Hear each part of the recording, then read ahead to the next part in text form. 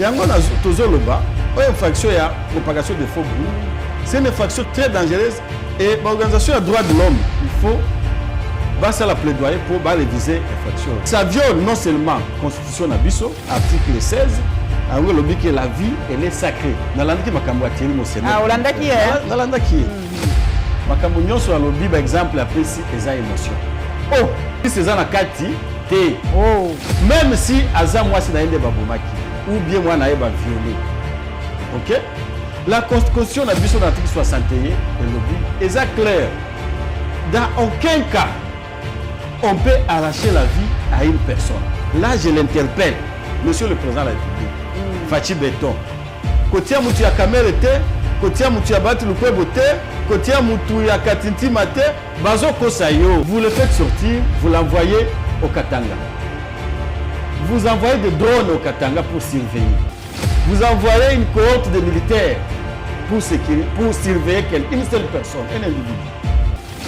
Et enfin, l'homme africain, Kingakati, parce qu'il était sous menace, il va à Kachamanta, vous le poursuivez là-bas. C'est comme ça qu'il est en fuite. Moi, je ne crois pas que Kabila reviendra de nous après-demain ici dans ce pays. Mais pendant ce temps, vous n'êtes pas arrivé à gérer le pays plus que lui. Ou bien même arrivé à ses chevilles. Nous venons de dire ce que Kabila a construit. Il a construit des routes.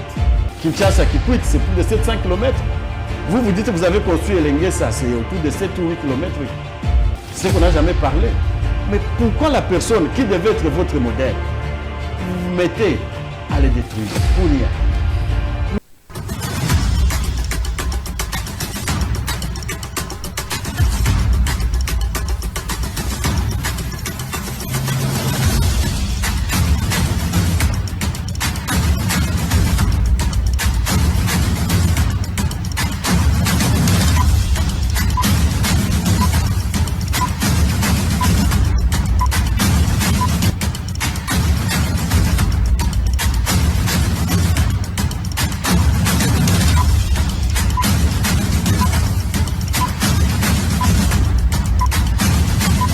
Esengo mingi bandeko ya kozala na bino lisusu to kosukisa poso oyo lisusu na moto ya mibeko bayebisi biso que justice na biso yali maladi yango tozolinga koyeba maladi nini toyeba diagnostic eloba nango minganga pe toyeba ba voies moyen ya kobima na yambeli bino mpona kosukisa poso oyo maître Alain Shukuru Shamavu yelinga neza mwa kokoso mais na bisi ngana kotuna mituna na lingala soki amoni pe lingala ne beti mwa boye akoti ne lopoto to yebi ke biso nsolo baka lopoto mais ngala bando kotuna mituna na ngai na lingala la plus belle langue du monde bino moko boyebi. Donc maître Alain Shukuru esengo mingi ya koyamba. Merci maman Paulette. Na sepeli c'est la première fois oyebi ke na botama le 8 mars. Oh, donc esengomingi. Tozana moi ba femme et puis oyambi ngai na ndenge ya malamu Nzambe abatela yo. Ah, abatela yo pe. Béni et que Dieu vous bénisse pour le travail que vous faites pour la nation. Merci en tout cas toko sala be pona mboko ya biso to ana mboka mosusu te to ana mboka kokimela te to ana mboka kaka be Congo biso to kaka te to tika ka be awa. C'est notre pays, on n'a pas d'autre nation. Papa nanga Alain yo ali moto ya mibeko. Bana mboka mingi balingi balobi tuna papa na biso Shukuru Shamavu. Pièce à conviction, so iba ko sala procès, so ki bazui yango na ndenge ya malunga te. Donc na lopoto balobi obtenu illégalement. Est-ce que ba ko considérer yango tozu cas pratique ya modéro Zimba. Ba enregistrer à son insu. Bazui yango ba kenango balobi ako propager ba faux bruit. Ya lobi ya yebi kutu yango te, yebi kutu makambo te. Ya li montage, ya li intelligence artificielle. OK, mais ngana ko tuna ngo siko d'une façon générale. So de to ko solo la boy to ana baninga, moto azi téléphone na ya bandi ko enregistrer ngai. Est-ce que pièce wana e ko zala vraiment na tribunal ba ko ndima yango toté? En fait, mboka na biso est comme une phase très inquiétante. Oyebi que constitution na biso et prévoir la liberté d'expression. La liberté d'expression, ça signifie place aux alliés. aucune loi n'est interdite au sur la makambo ya mboka ou bien makambo yo olingi et uti na motema na yo. Lokola toza ao ou bien quelque part tozo zo a moi kopo to bandi ko so la pona mboka na biso. Alors infraction et propagation de faux bruits, c'est une infraction qui porte atteinte à la liberté d'expression. C'est comme ça que Batu Ebele Babandi Kobanga. El Moko n'a pas enregistré, El Moko n'a pas enregistré. Donc, c'est ça que les gens ne sont plus libres de s'exprimer. Que ce soit en famille, que ce soit dans des réunions, que ce soit quelque part où vous rencontrez en privé. Pourquoi? Parce que nous sommes dans une période où Batu Bazo Kanisake gouvernement et Sike Kobima. Et que ceux qui, comme on a circulé quelque part, nous avons eu information, à Bengio quelque part, à Bande ko enregistré. Alors, ceux qui tozangana yo quelque part, n'a enregistré yo, à ton ainsi. Donc, ça signifie des informations pareilles. On ne peut pas les amener devant les juges. Parce qu'ils ont un moyen d'obtenir d'une manière illicite. Et ça, là, tozanga na yo quelque part, tozo solo la max, soit un dossier, yo y a une caméra privée, au tiango na poche na yo, au bandit ko enregistré. Par contre, au mutwasali yango, il a commis une infraction parce que toute personne a droit à une vie privée et il a droit à un secret de tout ce qu'il doit parler. Motuna papa Alain Choukuru. Faut isiko ezali penza nani moto oyo atie yango na internet oyo apanzi yango to ezali nde maloba o papa modero bande koloba po balobi na biso awa na pesi ndeko na ngai journaliste monene Pascal Moulegwa Mbote po ali parmi ba source d'information na ngai alobi na ngai ye ba accuser propagation de faux bruits, imputation dommageable pour asali nini attribuer assassinat à Chéribert Okende na renseignement militaire. Voilà, donc vous comprenez. Faut isiko ezali maloba papa modero aloba ki to faut isiko ezali moto ya pandi yango. Bato pe baninga tuna azalaki ko solola nani po ezali monologue était. Azalaki wana azalaki ta vandi yemo ka zu téléphone abandi ko solola. Donc azalaki na bato. Bato ngo pe ba yebisa biso ba nani abandaki ko solola na ba. D'abord première chose yango na ngena loba. Eza que Mutuna Mutoye aki koloba quelque part. Quand on parle de propagation de faux bruits, ça signifie yomoko. Ok, quelque part, en public. Ok? On porte information moko boye. En public. Et tu sais que ozo mettre ango à la place publique, devant les gens. Mais batola pe baza ba gente. Non. Ba 4 wana ou ba 3 ou ba 5 ou ba 10 avant. Non, ce n'est pas comme ça. Baza pe ba gente. Il faut voir l'intention parce que chaque infraction a 3 éléments. Okay. Pour ezala constituer infraction. Premier élément ezali élément légal, ça signifie c'est prévu par la loi. Oyo infraction c'est une infraction, elle est prévue par la loi, article 199 du code pénal. Deuxième élément, eza l'intention. Intention ya mutu oyo azo commettre infraction. Est-ce que abala koloba pour public yeba ki alobi boye? Non. Il y a quelqu'un qui basa en privé, 2-3 personnes, OK? Bazo solo là. Alors, il n'avait pas l'intention de porter ça devant le public que batuba yeba ki alobi boye. Non. Parce que ceux qui ont l'intention à qui kobenga presse par exemple, ou bien ça point de presse, ou bien ça communiqué de presse, ou bien ça déclaration moko boy. Mais ceux qui ont audio, et ça conversation na mutu mususu. Mais curieusement mutu oyo a 4 places ya zoloba. Et ça qui monologue te, parce que soit 2 ou 3 personnes. Mais pour Nanini à sali boy, c'est la personne là qui doit être poursuivie parce qu'il y a une raison propager information. C'est pas que Modelo Simbande a enregistré audio puis a publié en gros. Et ça, a enregistré audio à son ainsi, puis a publié en go pour énuyer. Et il faut dénicher cette personne là-bas et va condamner. Alors, pourquoi on doit poursuivre Modelo? Pourquoi on doit les poursuivre dans un cas comme celui-là? Propagation des faux bruits, on va poursuivre. Donc, moi, je crois que c'est un règlement de compte quelque part. Et un règlement de compte, et que le règlement de compte local, il faut que ça cesse dans notre pays. Parce que le président de la République l'a si bien dit. Notre justice est malade. Et vous savez que la justice élève une nation. Ça signifie que quand la justice est malade, c'est toute la nation qui est malade. Et dans l'administration des preuves en droit pénal congolais, les juges ne peuvent jamais se fonder sur une preuve obtenue illégalement, une preuve obtenue illicitement. Je prends l'exemple. Et ça, bakangi nga yona ngai.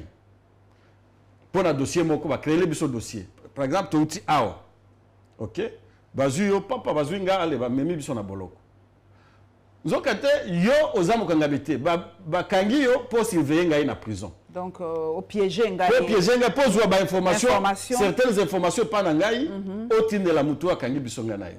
Alors peut-être que je me livre à toi pensant que tu veux partager souffrance moko. Puis lobby, après lobby, babengi ngai est-ce que bikoloba ki boye? Oh.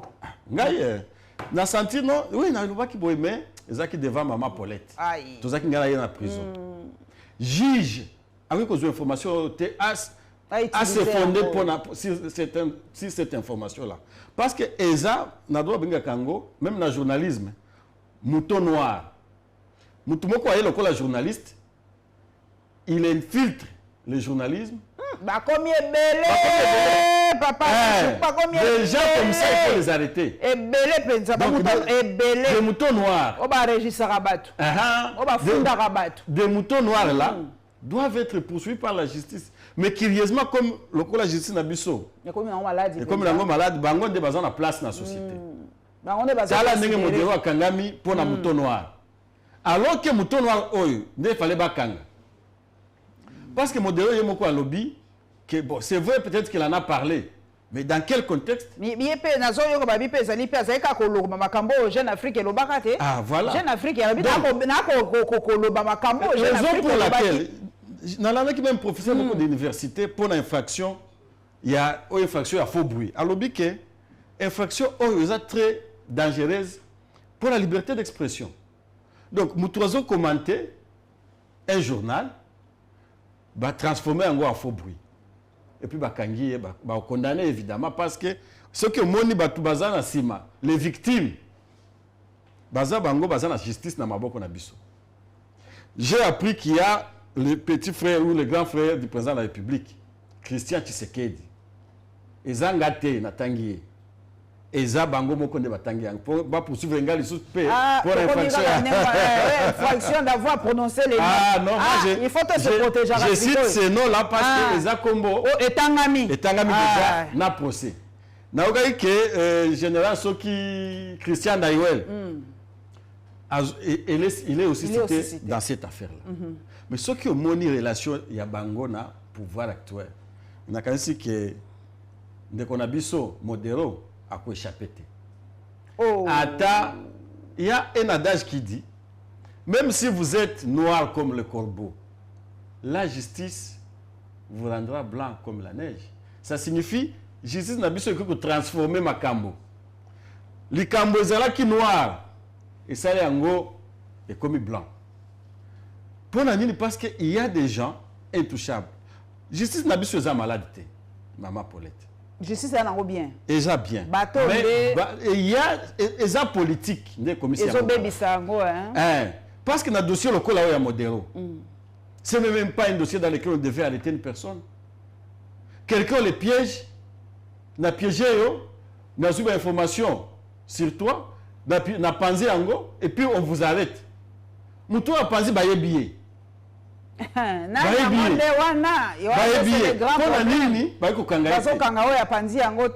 C'est ça.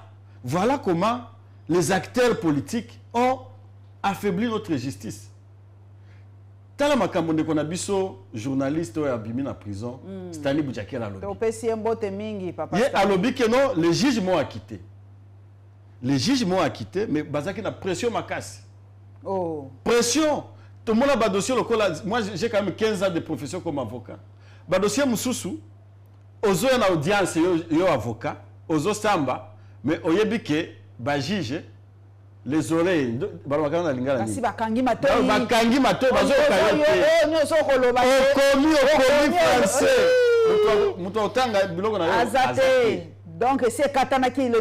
Donc quelque part, jugement ezali. C'est ça les. Alors, na ba dossier lokola o ngana kotakate. Je retire ma comparaison parce que je ne vais pas perdre mon temps.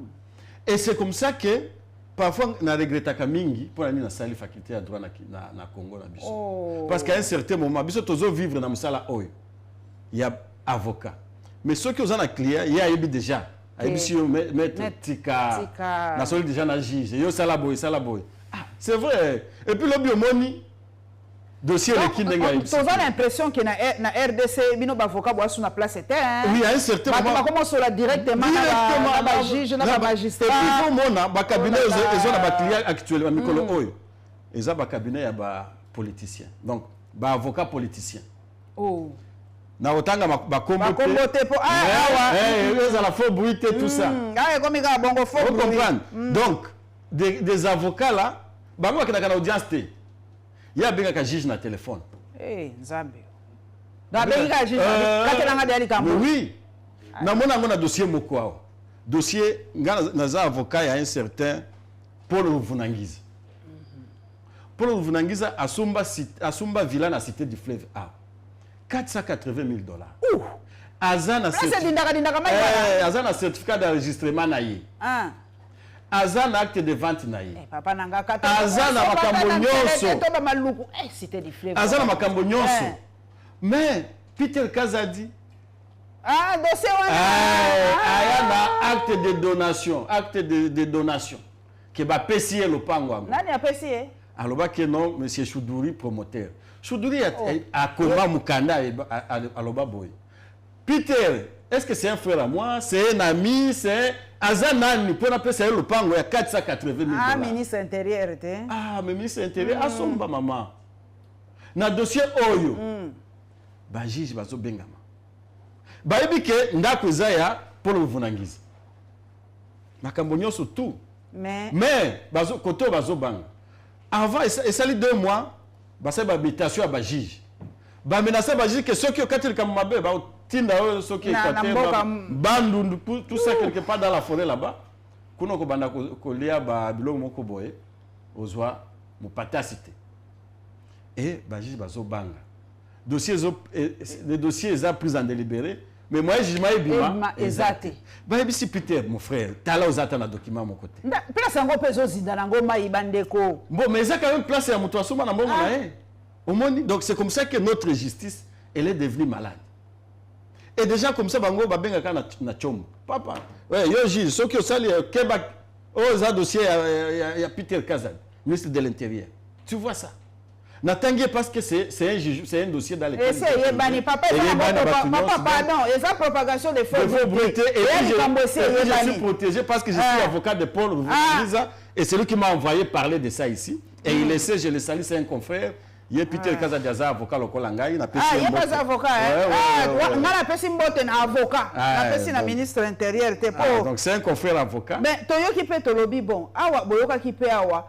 Bazuzi bakata ki bakambalobi moto akoloba le contraire ya likambo ya papa Chéribin ke penza ko pema na boboto bien que to mona ki ba image ça ki biso pasi moto ke bo iko fungwama biso babantu to ebi ne to interpréter bakambalobi papa Chéribin okenda ke na kanda après 30 minutes babuki motuka babuki ba vitre ba bimisi ba ke ko kunda e papa Chéribin okendo pema na boboto pema papa opema na boboto balobi cardinal Ambongo ya ke na yake à gauche makambo bazuzi balobi droite yake na gauche siko balobi est-ce que bakokanga yo mto ali avocat bakokanga Mbongo cardinal Ambongo to pesi mbote mingi no ba respect belé bakokanga mbalo yo mama Paul ya koza mtali boso ya bakokanga yo oyebi ke constitution na biso elobi ke justice congolaise et balanda ka justice au nom du peuple ça signifie que ceux qui va rendre justice mabe victime azanani peuple. Ceux qui vont rendre justice malamu, peuple à Kosepel. Alors, Constitution lobby, on rend la justice au nom du peuple. Mais yo au boy peuple a commenté n'engagez justice et zosale manambokanaï. Ça c'est une privation de droit d'expression. Alors, dans tous les pays du monde, na mboka nyonso, peuple a un droit d'apporter son point de vue, d'engager justice na mboka na ezo tambola. Donc, eza contre constitution, ce qui au pekisi peuple, hein, a pesa et anonaye concernant la justice et mboka naye. C'est pourquoi moi je n'ai jamais été d'accord avec communiqué Oyo et Outaki na parquet général près la cour de cassation. Na dossier chez Ribe Okende que non ceux qui au PC point de vue na wa okanga te yango na tozoloba o infraction ya propagation de faux bruits c'est une infraction très dangereuse et l'organisation des droits de l'homme il faut basa la plaidoyer pour réviser infraction parce qu'ils ont porté atteinte à la liberté de penser. Même tango mobutu zaki na bisi moyo sololeza na taxi moyo bato bazalika bababa moi le bezat ko yebite nani aza pembeni na yo nani aza ko enregistrer yo ba compatriotes bokeba nikolo na bisi bolo bakate na taxi bisi dolo bate okoti kanga monokoti esiko zokende po yebite nani ali voisin na yo pembeni nalo wa muto mibeko moratoire na moni ndeko nanga Thierry Mosene po atomboki akomei be éditorial na éditorial albi moto akozala contre peine de mort azali moto azali na moto batanga kombote na yambi moto amebeko moratoire ngalobi basipe babengisi ba généraux soki combien 9 balobi batikaki babundite batiki cité ya Rwindi kaka boye ba ennemi bakoti sikoyo moratoire yango makambo ya yapeka bien te nalandaki makambo ya Thierry Mosene olandaki nalandaki makambo nyonso alobi ba exemple ya pesi eza émotion pirement Thierry Mosene poto émotion et loko ya justice eza na kati te même si aza mwasi na yende babomaki ou bien moi na yeba violé OK la constitution na biso na article 61 et lobby eza clair dans aucun cas on peut arracher la vie à une personne parce que justice etie ba peine mususu notamment servitude pénale à perpétuité ceux qui mutu asali mabe lokola a bomi mutu a violé comme un militaire a kimi bitumba ok ko buma été parce que la peine de mort enlève toute dignité humaine imaginez général Chico selon tout le monde document sur les réseaux sociaux qui a kimaki atiki Rwindi polele ne mungona koti selon le communiqué qui est écrit par le ministre de la Justice, le fait pour un militaire Akima est passible de peine de mort. Ça signifie... il faut m'attendre à Bango. Vous imaginez, Mbokana Bisso, Tolali Tolamuki Boye, Bazouin 9 généraux, Batie Bango na martyr. Faut tenir Bakima qui devant ennemi. Batandi Bango, pam. Donc le monde entier koningana. Donc c'est très dangereux que Oya na mais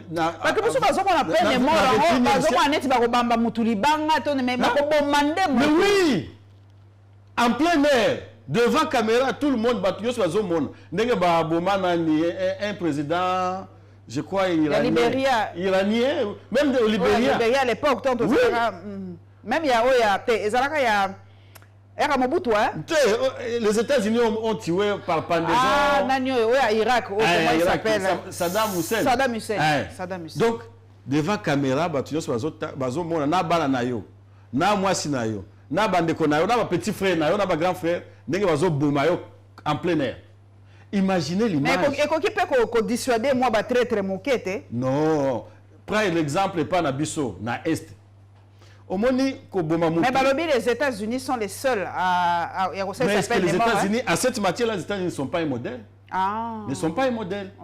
Et donc, il prend l'exemple de chez nous. Peine de mort, dissuader, tout ça. Non. Il faut dissuader quand même. Non. Parce que, et pas Nabiso, tu vois les images où Bazolia, cher et Moutou, même image Moko, Bazui, Moutou et Moutou Bazan, Ango, na Maboko Boy. Ça signifie que ils ont des problèmes. Ils ont inventé quelque chose. Ça signifie que déjà, qui est salé de l'autre côté. Donc, la peine de mort, c'est très dangereux.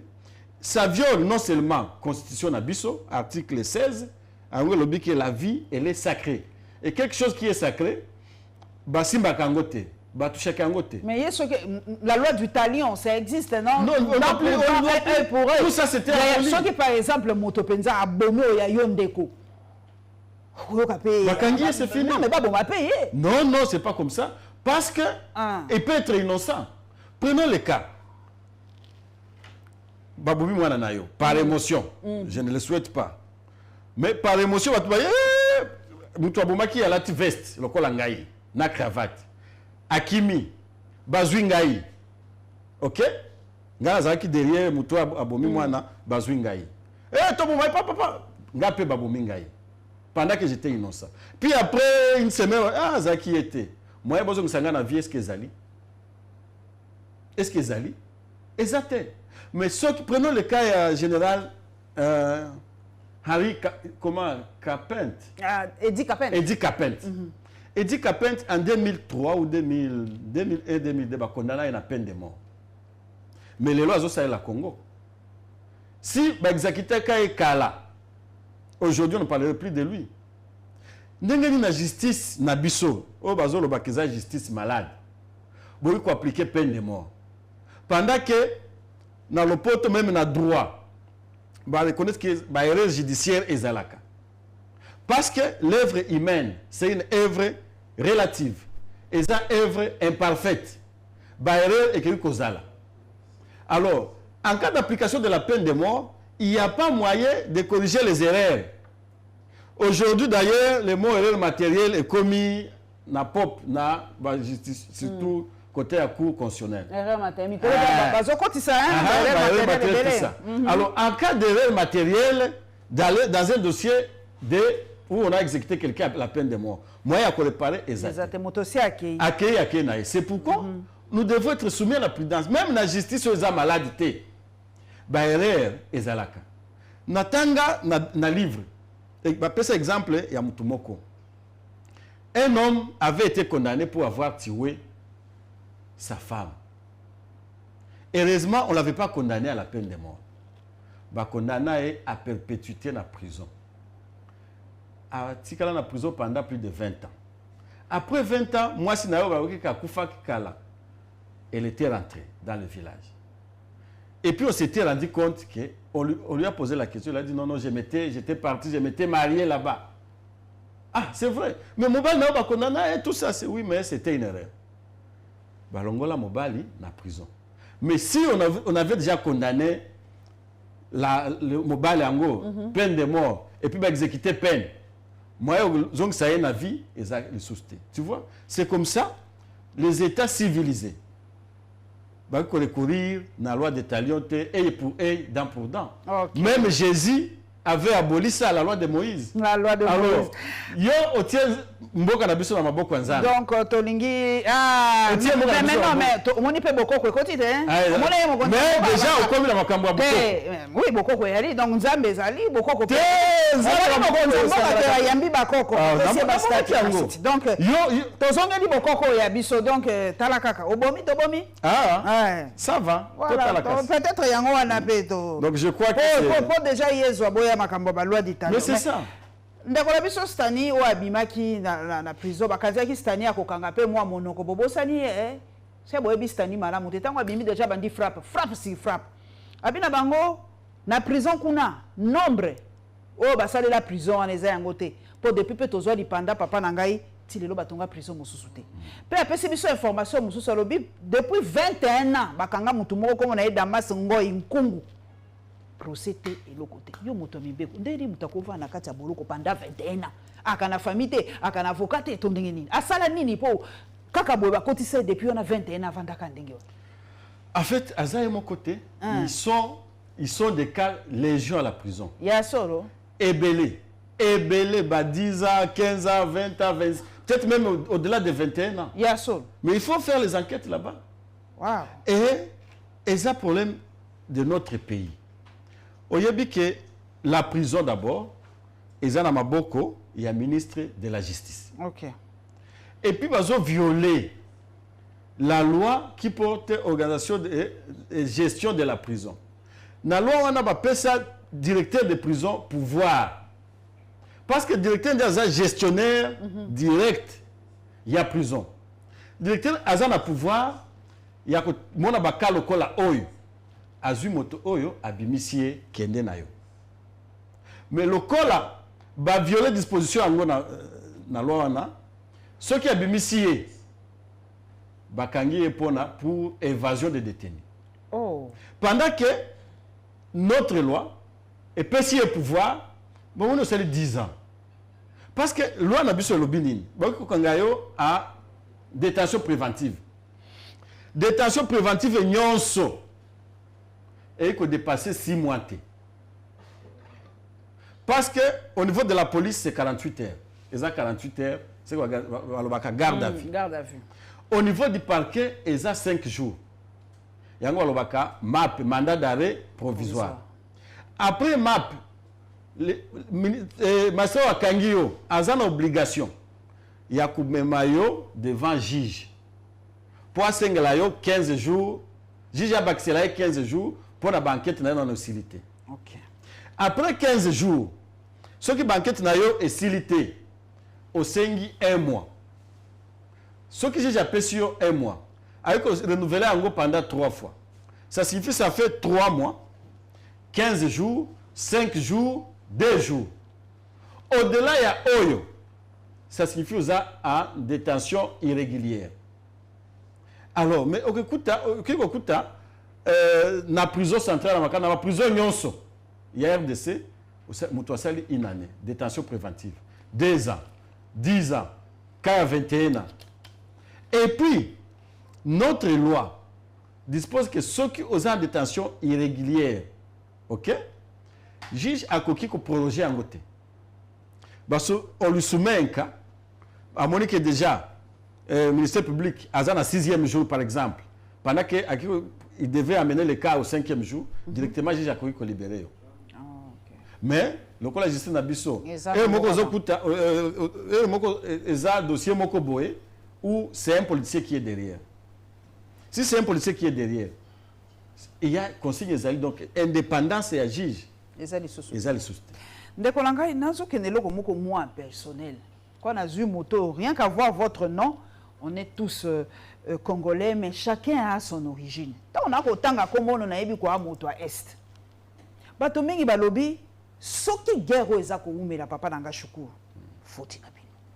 Vous êtes un binomoko responsable pour balobi nanga ezala ba politicien o bazali ko alimenter ba groupe armé kuna na est. Binomoko pe bojuaka double G. R moko bo misusu ba yebisaka ngai Paulette, mais sans les Rwandais nous ne pouvons pas vivre. Non. Ça, non, moi il y a des gens qui me disent ça. Économiquement, c'est pas viable que binobozo banabiso awana Kinshasa, tokanga frontière na Rwanda, tokanga na Uganda, mais économiquement, ce n'est pas viable tokokokate. Vous avez une autre réalité à Kinshasa. Nazui moto ali moto akuna. Tant ba lo balabino, vous êtes le ventre mou de la République. Nyonso kaka bino, makamo nyonso, ba révolution nyonso est kaka. Makamo nyonso bandara kaka kuna. Bino kaka kuna. Qu'est-ce qui se passe? D'abord, madame, je dois vous féliciter. Parce que je suis au Landayo, aux Zolukaba députés à Est. Où sont les députés de l'Est? Dans Landayo, j'étais sidéré de constater que. Merci beaucoup. Bakimaka mingi. Même Mikolo Bazo Kima. Ah, Mikolo Bazo parce que la plupart, ils sont à la recherche et tout ça des postes. On y a dit que faute est un gouvernement Nabiso. Ce qui Kinshasa est là, le Monango, sale, pas de route. Il faut imaginer l'intérieur du pays. Dans un exemple, il y a Sid Kivu et pas Naouti. Sid Kivu, ce que vous avez dans la ville à Bukavu, moi, aucun de notre territoire est zate. Territoire est zane. Donc, vous avez 8 territoires. Vous avez 8 territoires. Vous avez la ville de Bukavu, vous avez de Walungu et pas à Kamere. Ils ont 30 km. Na Mutuka. C'est pas possible. Mais je vous dis, donc dans le territoire, il y a un ministre du budget Aimé Bodji. Exact. Dans mon vidéo, il y a Aimé Bodji. Donc, il va tirer Nabou, période de la campagne. Et puis, la campagne, ça va en décembre, période pluvieuse. Aïe. Kamere a sali un mois na Bukavu, moi qui n'est pas na Walungu. Exact. Exact. Alors, mutu azo vivre à 30 km na ville. Mais pas comme na ville de Bukavu, et ça passe. Pour biloko euta. Oyebi que soki oza na ville, bato ba vivre na village. Donc là, kuna de biloko ya kolia ezouta tout ça, mafuta mbila tout ça, makambo nyonso tout. Alors, mais oza na facilité. Oyebi que makambo nazoluka biloko nazoluka eza na Walungu, mais moi na koma Walungu ezate. Mais à côté c'est na Kamembe. Na yoko sala tout 30 minutes naza na Kamembe na somi biloko na nga na zongi. Mais yo oza na posa biloko. Na endroit facile. Okati na Rwanda. Oh. Mais c'est ça. C'est plus facile d'aller. C'est ça. C'est plus facile d'aller à Kigali que d'aller à Walungu. Oui. Mais c'est bizarre. Au foot, l'autre côté. Quand le Rwanda, jusqu'à jeton na yo. Jeton. 500 francs. Au Katsi. Aux ublo qu'on a yo. Aux zongi. Alors, ce qui maman wa qui kuna azam maman ya Walungu. Mais azana, alona ki na Walungu mais moya kota. À kota. Azwa ublo qu'on a ezate. Au sala nini. Aux la ville de Bukavu. Olingio Kende, Kabare. On n'est pas banani. Et pas ya Bahati Lukwebu. Oh, papa Bahati. Respect. Pour ne pas passer. Oh, Moboulou. Binope boisson, moi, bateau est. Mais quand je vois ces gens-là, c'est pavané ici. Et bango ne bazo zwa lokola ba notable. Pendant beaucoup d'années, province, je suis à province à Kabango. Na moni bazo wele lango lisusu. Ah, tumbe ba pesi VK autia un représentant naie. Il y a des rapports, ceux qui ont 5 millions de dollars ou bien, je n'exagère pas, chaque fin du mois, j'apprendrai que c'est autour de 2 millions de dollars. Gouverneur Fatine de l'Aïe. J'apprendrai des sources. Aux conditions. Et aux gouverneurs, ceux qui battent à Bundi, à Tiwana, fin du mois, 2 millions commission, de dollars. rétro-commission. Jour de Tonga Balabal. Gouverneur a Zaki la Maganisi bien. À Kotongati. Parce que ceux qui a celle qui a un mois à Tindi Bongote, directement à l'Assemblée provinciale. L'Assemblée, à Bazou et moi, il ne pas parler l'émotion. C'est comme ça que ça fonctionne là-bas. Oh là là, mais Namoni, président de la République, là je l'interpelle. Monsieur le président de la République, Fachi Beton. Kotia Moutou ya Kamerete, Kotia Moutou ya Bati Lukwebote, Kotia Moutou ya Katinti Mate, Bazo Kosayo. Mais Kotia Banani, Bangonde force politique, il y a les lois. Non, mais ce n'est pas la force politique. Parce que le peuple, ils ont comme maman. La force politique, c'est la population. Bango Baza va député, Bango Basomba, tout ça va tirer Bango na Bango Angers. Mais force politique, c'est la population qui souffre. Bango va voter Félix dans le deuxième mandat. Si on l'a voté, je ne sais pas, mais il est passé avec 73%. Alors, pour Nadine Ayoka Bangote, Aluka Mutumoko est indépendant. Un indépendant. Indépendant. Après ça, va député, instruction va voter. Azala, gouverneur. Ça peut peut-être sauver l'image de cette province-là. C'est la raison pour laquelle, Batu Yassid qui vous vivre sans Rwanda, que c'est pas que ça mensonge, c'est ça le coup. Parce que déjà, Banzela est athée. Au début, par exemple, na Shabunda. Kuna pas banane.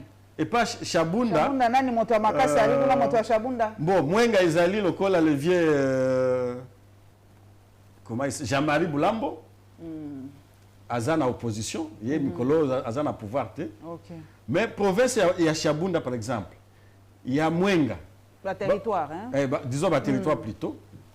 Kuna on cultive les riz. Kopa loso. On va couper ça au fait. L'osso. De très bonne qualité en très plus. Bonne qualité. Qui n'arrive pas à Kinshasa. Non, mais déjà, pour que ça arrive à Bukavu, c'est très compliqué. Les gens cultivent les riz, ils récoltent, puis après ils jettent ça. Non, c'est pas vrai. Mais je vous dis, parce que Balie Batondi, mon Dieu, c'est pas vrai. Ah non. Quand on a le à Pamba, et puis c'est à 70-80 km.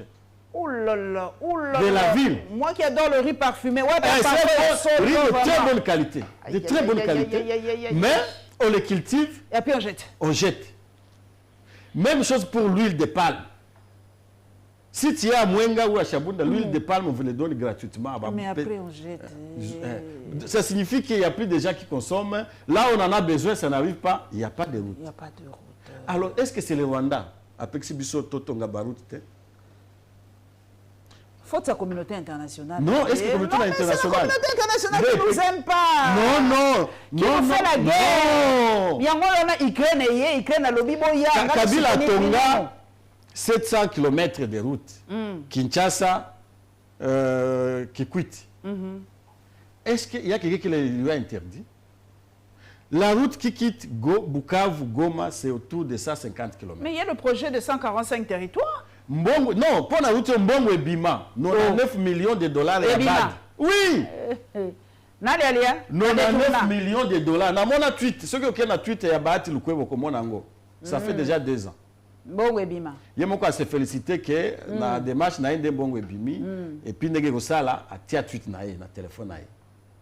Mbongo et Bima eliami balabala à Boupia. Alors, est-ce que c'est la communauté internationale qui nous dit de détourner 99 millions? Il y a balabala Bukavu Goma. La communauté internationale est lingite botonga banzela. Mais non, banque financer bino. Balingi pete ata ba pesi bino me balingi te. Pour la nuit. Bazotinda batu pe ba bino te. Mais oui, to lo bango ndenge wana. Balabala oyo euti Kinshasa et que ba Congo. Tango batonga ngo. Communauté internationale eboya. Eboya. Kuna na este ya différent. Différent nini maman? Différent c'est ça. Voilà ba coltan, voilà ba manganèse, voilà nyonso. Ya ba ba minerai bima. D'ailleurs la communauté internationale a besoin de routes. Mais ngala mona ki image ba ko bimisa ngona ba moto te. Mais pour la ba nini na ba moto ba tu ba ko bimba. Ba sala sala ba nzela na kati kenda Rwanda. Mais pour la nini ba ko utiliser route te. Eza communauté internationale te maman. Ya solo. Eza faute na biso ba congolais. Ba dirigeant na biso. Bango tozo benga ba autorité immorale. Oh, autorité immorale. Ba autorité immorale. Ye aibike au province nangai. Déjà bazaka mutu na mutu kota na ye. A ko simbate. Kuna guerre à leadership. Oh ministère tala mutu moko guerre à leadership ya makasi na ba ministère ya travail. Ministère ya économie. Ministère ya transport. Kuna sokyo kuna mutu tel. Ce qui est côté boy, ministère, il y a budget. Ça fait plus de 10 ans. Et ça a mutumoko. Yobi, il faut voir. Papa nangai ndeko nangai shukuru ndeko nangai ya walungu ndeko nangai ya kabare ya batonyo so na pesi ya ijui na ninga kuna kende ila ijui. Ah c'est beau. Wako kama kuna il faut za nini? Il faut za mais kuna wana insécurité za la kate. Donc tu arrives à Goma. À Goma aux canaux rapides. OK, il a jour moko ce que nazu moi musolo, je vais quand même vous inviter comme c'est très beau très beau, très beau. Kuna la ça va la sécurité. Un jour je viendrai, bah toi il y a Idju Nabi qui bolanda ngami. Honorable Balama Gemkolo, Azam tu as Idju. Il y a Idju. Ouais, il a une très belle un très beau hôtel là-bas. Merveille renge, merveille muta Idju to pesi binombo. Mais balobi peut-être seule solution tant que mon kondia boka komaki. Akende ko solola na ba voisin nyonso, alobaki to solola, to luka moyen ya kosisa bitumba oyo. Dernièrement awa pe balobi communauté internationale kaka lobi te solution au solola kaka. Yo moni ndenge nini Paul Kagame alobi nazala nga prêt ya kosolola. Est-ce que kosolola e kosilisa makambo nyonso to ndenge nini? Oyebi ke bitumba tozo mona mikolo yo. C'est pas que c'est du nouveau, ezala ki depuis avant. D'ailleurs kutu e pa na biso na tribu na biso ya bamushi. Bashi to pesi bino mbote. Mutu moko akoma livre. Alobi 2 siècles de guerre. 2 siècles de guerre. Donc 200 ans. Entre les Bushi et les Rwanda. Wow. Bobanda bunda kale? Kala. Avant l'indépendance du Congo. Avant 1985. Bobanda de habitu. Mais oui. Et d'ailleurs, tango va diviser Congo, disons le monde, Afrique. Tango va diviser Afrique, parti moko na biso et kenda na Rwanda. Parce que to bunda ponango. Mais comme les Belges voulaient le Rwanda. Ils ont pris une grande partie, notamment le parc de Nyungwe, Ozaki et Paya Congo, bapesi yango na Rwanda. Oh. Mais ils ont mabelé na biso, Bamouchi. Si un jour était au Rwanda par le véhicule, c'est plus de 150 km. En 1885, Bakimisa Biso, Lubi ke mabele oyo bango pe bazako lo bape ke traité wana pe mutu azotele mazolo baza 1885 wana nde change makaba baba lo mabele monsieur eza ya bango ya babele donc pesa biso basola kana Rwanda te basola na bango te mais fallait pas bisa mokonza mboyo mais kamera baza mushi et kamera mushi mais oui batu ko baza mushi c'est que bayebi mais pour ne pas bisa mokonzi te yeba soana yete ayebi te ba intérêt na bango eza wapi mama. Elle moko ba intérêt na bango eza côté mususu yango wana ko alors moi ba bisa vérité ezate et puis biso toki ko yebisa vérité ba kale okomona président ndengeni ato sengi audience na opesa audience mais siko to ko yeba te tozonga na ancien président de la république ndeko na ngai biso to yebi ke na bamboka mususu ba ancien président ba kalokwa batoyo talakaka mais ndenge baza ko tungisa ko kende na ba fondation eloko ni ba ko reprocher ba da Jeannette Kabila ba ko reprocher fondation Kabila ba eloko ni oyebi ke bazo conseiller président notre président de la République abunda na ndeko na ye ils sont en train de mal les conseiller et puis et ko tourner mabe pona ye parce que il lui reste 4 ans à peine ça va changer la constitution va changer en côté parce que peuple est condimaté. Donc, etikali 4 ans yepé a comme sénateur à vie. Alors, ceux qui m'ont soyez, abandi ko bundisa ye. Kabila lui, c'est agent militaire, a pu supporter choc. Mais est-ce que notre président Félix a supporté Moutoua bundisa ye, a bundisa maman na ye, mwasi na ye, bana na ye, petite sœur na ye. Oyebi na bajimo, bazaka lokola mutu moko. Ça veut dire ceux qui moko a eu problème. Attends, monsieur Soazan à 2000 ou 5000 km et co-affecté directement. Et donc, le Kolaba Simbi, parce que j'ai appris qu'on aurait ôté la montre de madame. J'apprendrai. Je n'ai pas vérifié, je n'étais pas là-bas. Kazaki kolata montre, longola montre, tout ça, bakenda nango, bakenda soki na car, même musée la matanga, tout ça. Pourquoi? Donc, Simbi est dans autres. Comment justifier le silence de Kabila? Pourquoi il ne parle jamais, il ne se défend jamais, il ne dit jamais rien? Les gens ne comprennent pas son silence. C'est au fait, c'est devant une personne qui n'a pas d'oreille.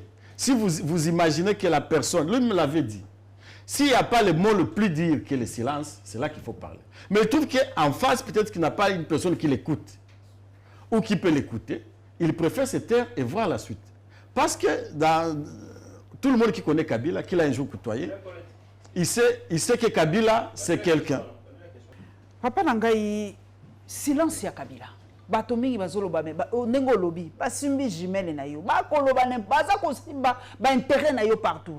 Égal au koto basimbi. Oh, ba bisinga kutukala mingi te baza ko kota kuna na kingakati na parc na ya sala kuna na selba kende pe couper. Comment il parle jamais? Il dit jamais un mot. En fait, les attitudes de Yamutu Oyo, à Monique, devant lui, ce sont des insensés. Les insensés, Bazabato, Ato Ibisi Bango et Loko, comprendre yote. Alors, des gens comme ça, il faut oser attitude Moussous. Et ça, le col okuti une personne détraquée, Nanzela. Aye a Simbio. Alingi bo bunda yo naye. Ce qui est bundi naye, ça signifie que yomoko comme liboma. Alors c'est comme ça qu'il faut jouer attitude Moussous. Soit tu fuis, au tikiye, asala makambo naye a mesala. Alors comme ça, ce qui est indi, tout le monde verra que non, c'est elle qui est fautif. Ce n'est pas aujourd'hui qu'on a commencé à attaquer Kabila. D'abord, violer la Constitution. En 2020, Longola est majorité Melango Pamba. Moi, majorité en violation de la Constitution. Et là, on attendait qu'il puisse réagir. Il ne manquait pas la force pour réagir. Mais il a vu le Congo au lieu de lui. Au-delà de ça, on a traqué toutes les personnes autour de lui. Que ce soit au niveau du PPRD, dans l'FCC, on a traqué tout le monde. J'ai vu Barnabé qui caille à fuir dans une barge, photo tout le monde a les réseaux sociaux. Et les autres, ils n'avaient rien dit. Bakele n'est pas naïf. À un certain moment, je l'aime, on a détruit, il n'a rien parlé. On a même dit que non, à Kingakati, on a gardé les armes, Batinda Kuna des caméras de surveillance. Yango oui bakate. Baboma n'a pas hippopotame, certains animaux. Pour la ligne, c'est qu'on cherche à ce qu'ils puissent agir, ils puissent se défendre par la violence. Pendant que tout le monde sait que Kabila n'est pas un belliqueux. Kabila n'est pas quelqu'un qui utilise la force. Il envoie déjà pour leur dire, voici ce que vous êtes en train de faire, vous êtes en train d'aller dans un trou. Mais bazo yokate. Mais à la fin, chez nous on a toujours dit que lorsque la provocation devient constante, ça signifie qu'elle ne change pas. Il faut réagir, même si ça se suivra avec beaucoup de pertes. Ça peut être des pertes en vie humaine. Parce qu'à l'allure où nous sommes en train d'aller, les pays font face à la guerre, il n'y a pas une cohésion interne, mais vous vous attaquez l'autre qui ne vous fait pas la guerre. Il ne vous menace pas. Vous l'attaquez, il vous fuit. On a envoyé Edi Kapent au Katanga, celui qui a été condamné pour avoir tué le père à Joseph Kabila. Vous le faites sortir, vous l'envoyez au Katanga. Vous envoyez des drones au Katanga pour surveiller. Vous envoyez une cohorte de militaires pour surveiller une seule personne, un individu.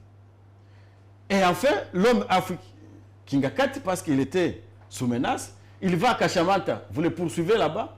C'est comme ça qu'il est en fuite. Moi, je ne crois pas que Kabila reviendra demain ou après-demain ici dans ce pays. Mais pendant ce temps, vous n'êtes pas arrivé à gérer le pays plus que lui. Ou bien même arrivé à ses chevilles. Nous venons de dire ce que Kabila a construit. Il a construit des routes. Kinshasa-Kikwit, c'est plus de 700 km. Vous dites que vous avez construit Elengesa, c'est autour de 7 ou 8 km. C'est ce qu'on n'a jamais parlé. Mais pourquoi la personne qui devait être votre modèle, vous vous mettez à le détruire pour rien? Merci, donc, merci Maître Alain Choukuru. Merci en tout cas Nengo Leki. Maître Yekola Mwalingala Makasi Makasi Dabanda Robengo Mingi Mingi. La 10e émission. La 10e émission. D'ailleurs, Maître Mwalingala. Nabanda Koyekola Mwamuke. Mais nous décourager nga Eza Eliezer. Oh, point. Eliezer aloba ke soke bilingala te se koza Rwanda. Hein? Ouais, aloba on a télévision na. Mais c'est pas gentil ça. Comme si le lingala c'était la seule langue nationale. Non, c'est oh, ceux qui ont lingala à côté ngama, c'est koza Rwanda. Alors na boya ba benga Rwanda. Non, non, arrêtez ça, arrêtez ça. Alors, mais tout le monde ne parle pas le lingala. Ah, c'est ça. Na est batomingi na Lubumbashi na ibaki batomingi ba ibaka lingala te ba baga Swahili. D'ailleurs, tant que tozokola, biso toza que lingala ezaki langue ya ba militaire kaka.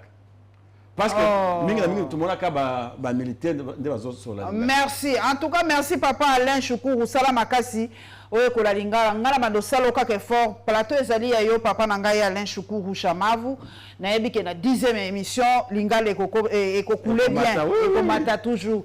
Ozali Congolais, ozali patriote, ozali compatriote. Merci Nabino Baïbolandi Bisobo like bo s'abonner massivement dans la Lyon TV officielle 2024 Bilongia Sika mingi mingi banda ko découvrir biso moko to banda ko loba. Merci na papa na biso 7 Kikuni, merci pour na plateau Kitoko, merci na maman na biso Mama 7 Kikuni, merci pour na décor, merci na bao nyonso basi ba s'abonner bo kene na partisan RDC bo s'abonner chaîne partenaire. En tout cas Thierry Mosene pour na boa kimbela yaka ko répondre pour balobi émotion les kio mingi. Donc aux zéro na papa ngana lobanga na ngai eza faux bruité na boaki mbela na miswa bato Thierry Mosene po yaka koleka pe na ko zele les ntambo ngana loba lingala na mwana mboka na ozela yo ko beta siko lingala pe ya solo solo to ko mwana na bino mbala sima. Merci.